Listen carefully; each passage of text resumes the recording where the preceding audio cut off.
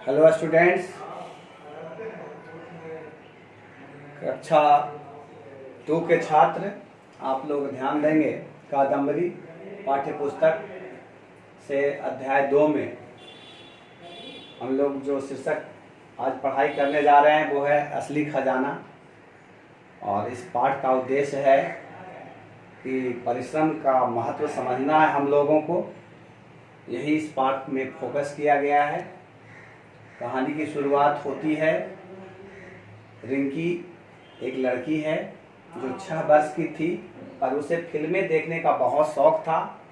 वह फिल्मों में जो भी देखती उसे ही सच मान लेती। रिंकी को साइकिल चलाने का भी बहुत शौक था, परंतु उसके पास साइकिल ही नहीं थी, इसलिए वह अपने लिए एक लाल साइकिल खरीदना चाहती थी। एक दिन रिंकी ने एक फिल्म देखी। फिल्म में लगभग उसी की उम्र का एक गरीब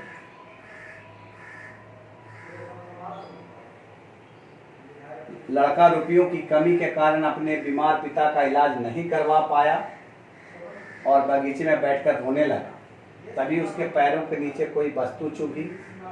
उसने देखा कि मिट्टी के अंदर कोई डिब्बे जैसी चीज गढ़ी हुई थी। उस जगह को खोदने पर उसे वहां सोने के सिक्कों का खजाना मिला।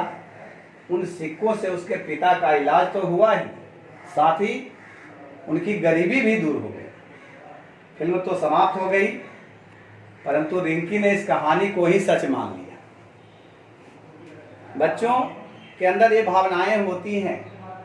बच्चे कोमल मन वाले होते हैं, इसलिए वो जो कुछ भी देखते सीखते हैं उसे ही सही मान लेते हैं। इसी प्रकार से रिंकी ने भी कहानी में जो भी बातें उसने देखी उसे सच मान लेती है।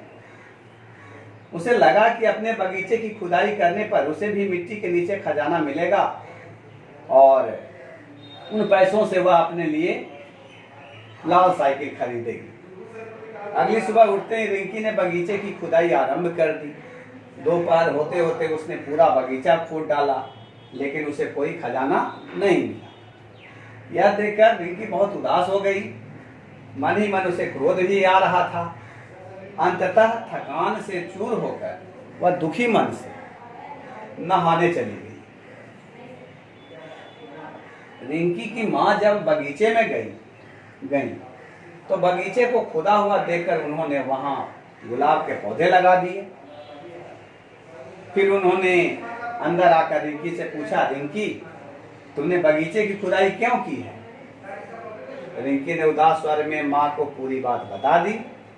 उसे दुखी देखकर माँ बोली, कोई बात नहीं बेटा, परिश्रम कभी बेकार नहीं जाता। कुछ दिनों बाद जब रिंकी सो रही थी तब अचानक माँ ने आकर उसे जगाया और बगीचे में ले गई। बगीचा देखते ही रिंकी की खुशी का ठिकाना न रहा। पूरा बगीचा लाल लाल गुलाबों से भरा था और चारों ओर उनकी सुगंध फैली हुई थी। माँ बोली, देखो, यह है तुम्हारा असली खजाना। यह तुम्हारे परिश्रम का ही परिणाम है। अब तुम्हें इसका फल भी मिलेगा।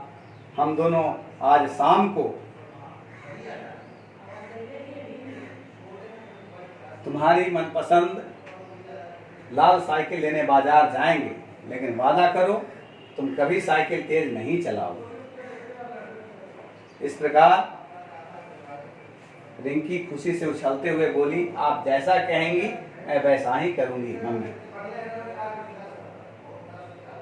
इस प्रकार ये कहानी के माध्यम से बच्चों को प्रेरित किया गया है कि बच्चों में अपने कार्य के प्रति, अपने अध्ययन के प्रति, अपने जिम्मेदारी के प्रति उन्हें इसका भान होना चाहिए, ज्ञान होना चाहिए और इसके द्वारा वो अपना विकास कर सकते हैं, जीवन में आगे बढ़ सकते हैं। यही इस पाठ का उद्देश्य है कि बच्चे जीवन में आगे बढ़ें। ऐसे पाठ उनको प्रेरित करते हैं, उनमें अच्छे बातों का संस्कार भरने का कार्य करते हैं।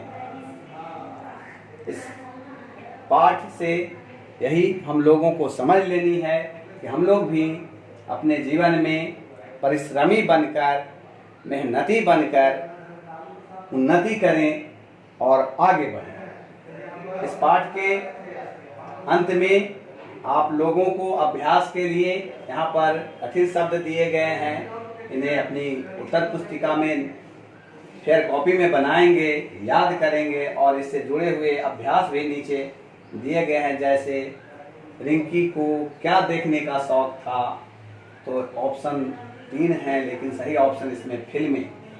रिंकी किस रंग की साइकिल खरीदना चाहती थी, तो 3 ऑप्शन है, लेकिन इसमें लाल होगा।